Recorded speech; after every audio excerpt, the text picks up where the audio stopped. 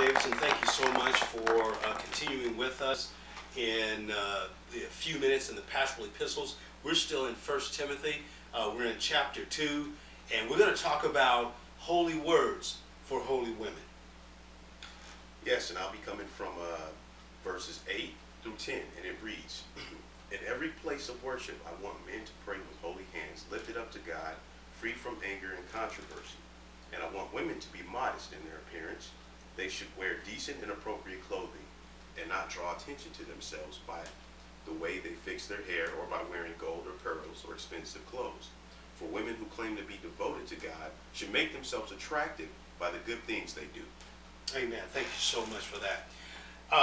Many people, women particularly, not all women, but they see Paul as a misogynist, woman hater, a person who really doesn't like women expressing themselves in any kind of way, as we look at the text. And we differ with that quite, obviously, and frankly. We said this is holy words for holy women. There's no doubt, there's no refuting the instructions that Paul has to pagan women, women who have been pagan, women who have drawn men by their external beauty. He's being very clear that in the church operation, that the females are not to do things that are going to be drawing men or drawing persons to their flesh. All right? And that could not be a better message for today than it was 2,000 years ago. All right? Emphatically so. And we know today, clearly he's not saying that a woman has to have her dress on the floor and that she has to have, look like she just got out of the bed. That's not what he is saying whatsoever.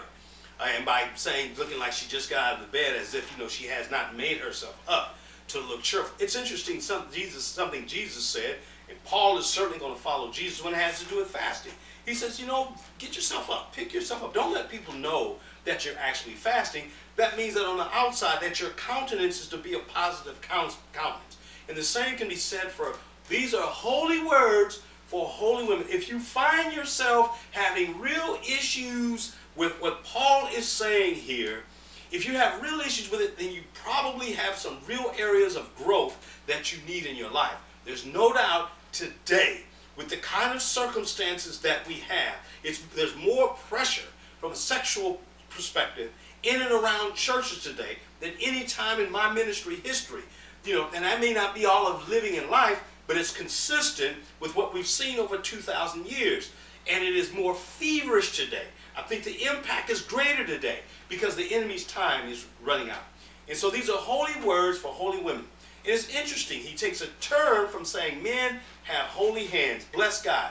Women dress appropriately.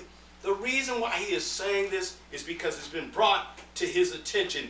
He is now addressing it with Timothy. All right?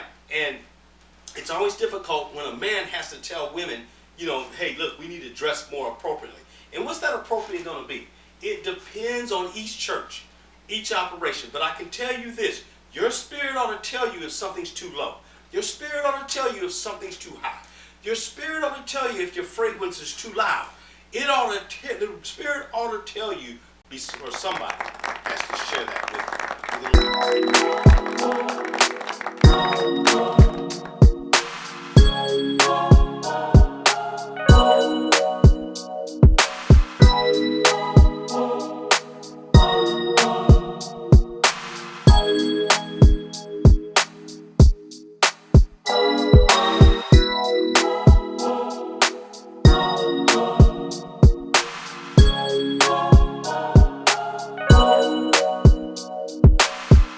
you.